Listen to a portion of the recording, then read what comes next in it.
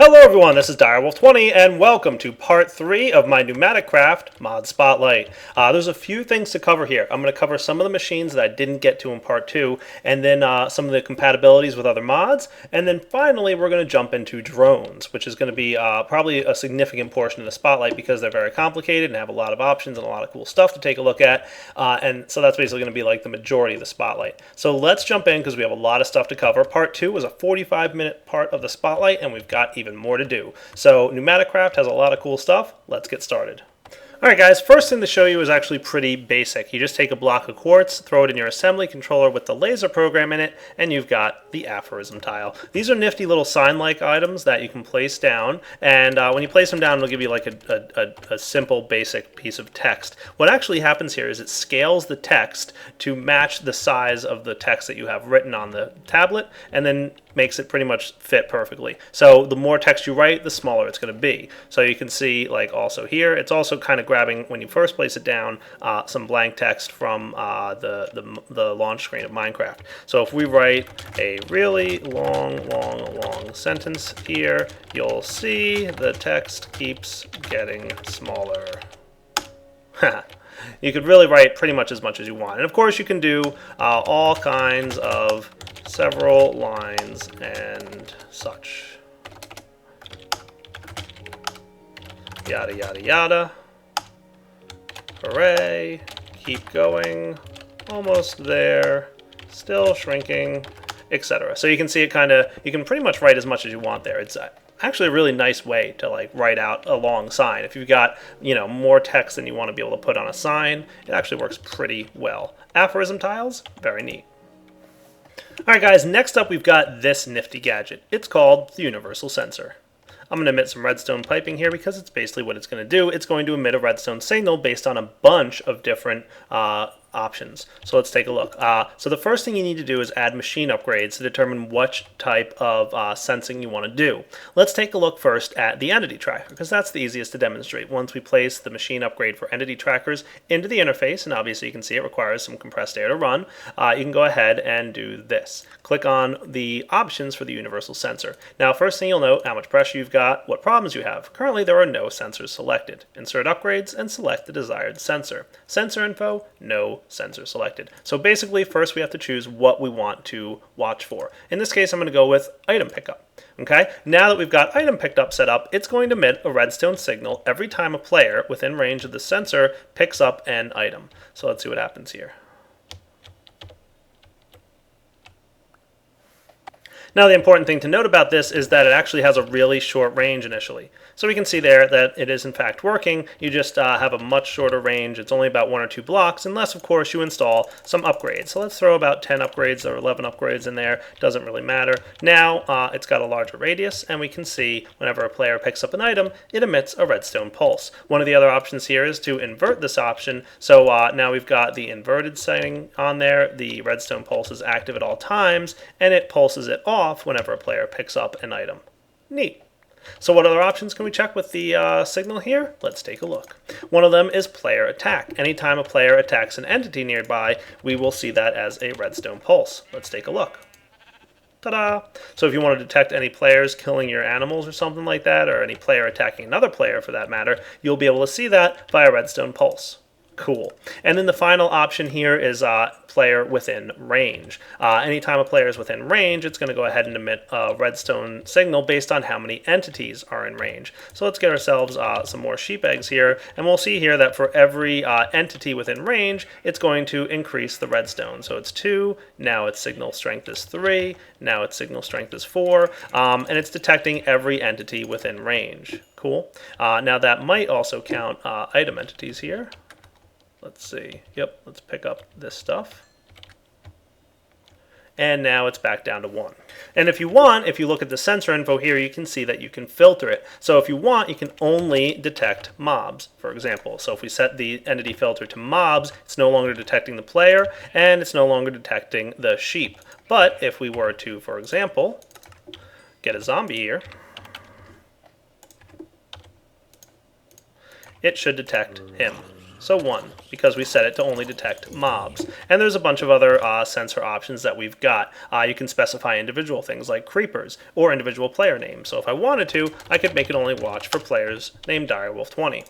Not Direwolf2, but Direwolf20. Cool. So redstone power of 1 because there's one Direwolf20 nearby. Haha, that's awesome. You can do things like detect all mobs, all animals, all living if you only want to detect living creatures and not item entities, all players with that player, all items, or all minecarts. Very nifty, and that's only one of several options that you can go ahead and stick in here. If we go back and pull the machine upgrade for entity trackers out, you'll see that there's another one, like the dispenser tracker. Haha. So this is a very nice way to detect all kinds of things going on with the world. You can see here, if we set it to daylight, a straight copy of the daylight sensor, it basically emits a redstone signal when it's daylight. And it looks like the lower in the sky that the sun is determines the power output of the redstone. So now I just changed it to noon, and you can see that the power output is 15. If I set it to dusk, the power output is 7. If I set it to midnight, the power output is 0. And if I set it to dawn, the power output is 7 again. Cool. So pretty much the higher in the sky that the sun is, the more power output on the redstone signal. That's daylight. Is raining? Should be pretty obvious. Redstone signal when raining. Turn the rain on, and let's see what happens. Ta-da! Turn the rain off, and it should turn off. There we go. Rain is off. There we go. Neat. Other options, of course, players in server. It's going to emit for the number of players in the server. Right now there's only one, aka me, and it's emitting 1 redstone. And again, players in server, looks like it has a little thing in here, so you can go ahead and fill in a specific name, and if you do that, it'll emit a signal of 15. So if we watch for any players named Direwolf20 to be on the server, you'll see it's emitting full power. Hey, Direwolf20 is online. Let's go get him. This sounds like something I should use for RW Tema. The tick time sensor is another one. It actually checks for server lag. That's a little hard to show in a single player world here, but you can see some calculations. You can actually plug in some information in the text box to determine the tick rate that you're worried about. So if we check the TPS here, looks like I have to enable cheat mode. There we go. We can see that obviously we're not using too much in the way of ticks. But if I punch in 0.25 here, it should come down to about strength equals 5. And we'll see here that we're actually emitting a signal now because the tick rate on this single player instance is right around 5 milliseconds. If we set it to 0.2, it might alter that a little bit. You can mess around with this in your multiplayer world to emit a redstone signal based on the current tick rate of the world. Next page, time. You can emit a redstone signal, which is the strength proportional to the time of the world. So unlike the daylight sensor, which is determined by how much light there is hitting it, you can actually set this to emit a strength of signal based on time. So if time is 6,000, the redstone strength will be 4. As you can see here, it's emitting a power of 6 based on the current world time. And if we set this guy to dawn, he's emitting a power of 0. And midnight, he's emitting a power of 12. Neat. Noon, looks like it's about 4. So you can actually use this to create a pretty nifty clock if you wanted to. And then the final piece of this is weather forecast. Ooh, that sounds interesting. Emits a signal which gets higher the closer to the rain it gets. So basically, there's a chance to rain that increases based on the area here. We can see how likely it is to rain soon. I've obviously got rain disabled, so we can see it's not emitting anything. Cool.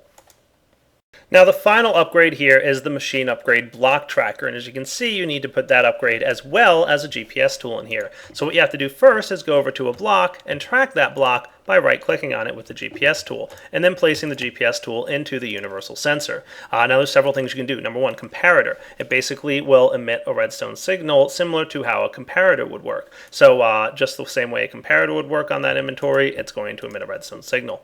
You can also check the light level, which is going to emit a redstone of which the strength is equal to the light level at the location.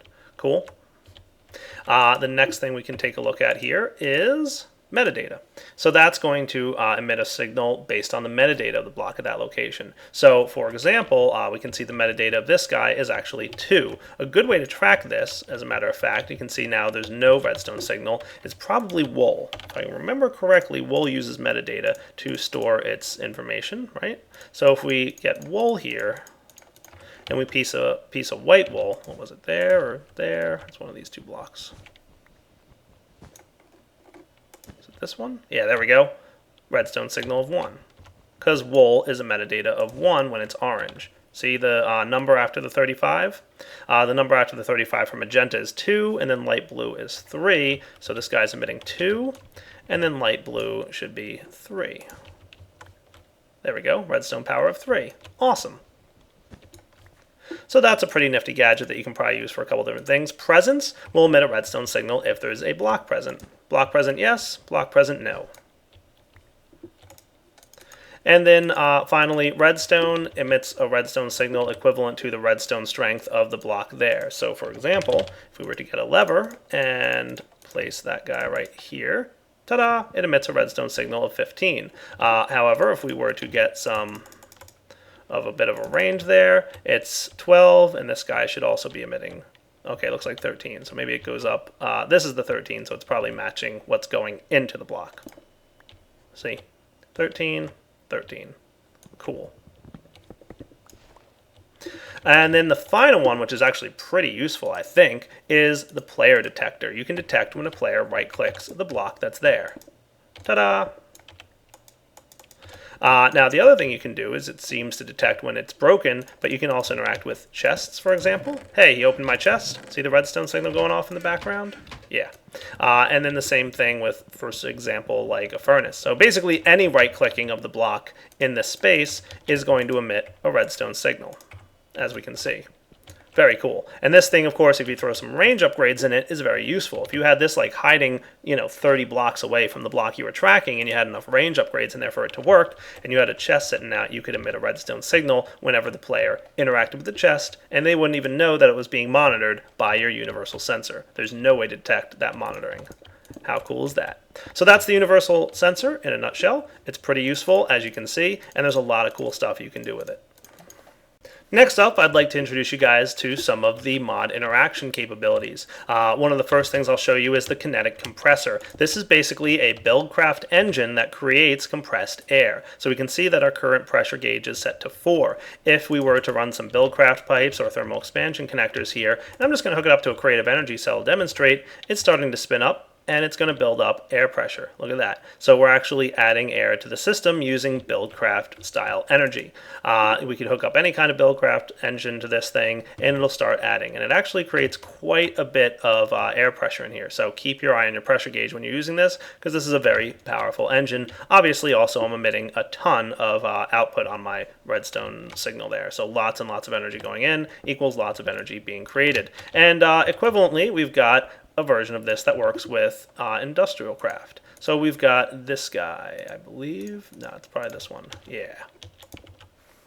So here we go, same basic concept. Hook up your fiber cable, hook up like a solar panel, and it'll start spinning and creating air pressure for you. Cool, electric compressor. And you can see 32 EU per tick is the max power it can accept, how much pressure it's got going on, any problems it's got, and redstone control behavior, same basic information. And of course, you've got your upgrade options as well for these guys. You can do IC2 transformer upgrades, you can do volume upgrades, and security upgrades. Nice. The next thing is kind of the opposite of what I've just shown you. You can take air pressure and turn it into other stuff. So if we wanted to create energy from this guy, it would be pretty easy. Let's get ourselves a bat box and hook him up like so. We're going to connect this guy right there, and you can see this pneumatic generator is now building up. Now it requires quite a lot of compressed air. As you can see, we need to get up to 15, which is a really strong amount of pressure, so we're obviously going to need to use the better tubes, but we could hook up some wires here in a bat box and it would work and hook us up with everything we need. So if I were to throw some fiber cabling there, this guy would start generating electricity. And of course, finally, you've got the pneumatic engine, which is pretty much the exact same thing. All we need to do is get something like a redstone energy conduit or whatever, what have you. We could also use the BuildCraft pipes, wooden kinesis pipes, for example, and hook that guy up, and he will, for a little bit less air pressure needed, be able to create some BuildCraft energy for us. So some nice interaction there with BuildCraft and IndustrialCraft. Now the final machine I want to show you is one I really like. It's called the aerial interface. It's basically Well, I'm going to show you. It's hard to explain. But you can see you've got redstone control. It gives you information, some upgrades you can do here. Also, the amount of pressure required is 10, and it's actually a pretty expensive item. There it is. So some ender pearls, wither skeleton skull, hopper, advanced pressure tube, and because it needs above 5, we're going to definitely have to use some advanced pressure tubes here. You can see I've got some power getting ready to charge this thing up. Let's actually hook this up correctly here. I'm just going to speed up the operating of getting this thing running for us, and then I'll show you what it does once it's ready. So what's the aerial interface do? Well, basically, it's an interface directly to the player. All we have to do is hook up a hopper, for example. Let's place one on the side here. Any items that go into the hopper will land in the player's inventory. For example, here's a stack of dirt. Go, hopper, go. Ah, cool, look at that. So just like any other inventory, this basically makes the player eye-sided and can be piped in and out. So if we pipe items into the aerial interface, it'll go in. If we pipe items out, it'll pull items out of the player's inventory, and it interacts with whichever player has placed the aerial interface. So some cool stuff can be done with this. You can use this with applied energistics maybe to keep a full stack of torches in your inventory at all times. You can use this with all kinds of stuff, really, just to make sure your player always has the right items or pull items out of their inventory. The only other thing to note with this block is the side of the block that we just were using right there interacts with the player's inventory. So for example here, if I did something like this, we'll see here that, cool, that's so awesome.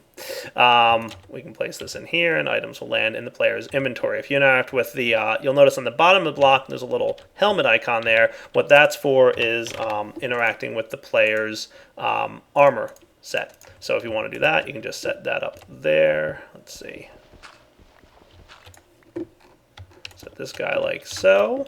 And I should be able to throw things like a helmet in there and it'll work. So helmet goes in, helmet goes on my head. That is cool. I like it. So a lot of obviously nifty things you could create with this. Just keep in mind it does require a good amount of air pressure to keep up and running. You're going to need to make sure to have some very powerful pipes and some advanced stuff before you can start playing with the aerial interface. Alright guys, so I think that wraps up about part 3 of this mod spotlight. So I know I promised you guys drones, but I actually already recorded the drone segment. You can kind of see some of it over there, all the way in the distance. But it turned out to be like a full 30 minutes. So this would have been like a 53-minute spotlight video, and I felt that was just, I couldn't have a video up that was running that long because it wouldn't be a good idea. So I'm going to wrap up the spotlight here. This is all the basics of PneumaticCraft. What we're going to do is come back next episode in part 4 and focus solely on drones. So that's going to be an entire episode about what drones are and what they can do. And trust me, they can do a lot. They're really cool. So hate to tease you guys with the fact that drones were going to be in this episode and then they weren't, but that's just how things work out sometimes. So for now, this is Direwolf20 signing off on part 3 of the PneumaticCraft Spotlight. Come back next episode for part 4 because drones are really cool.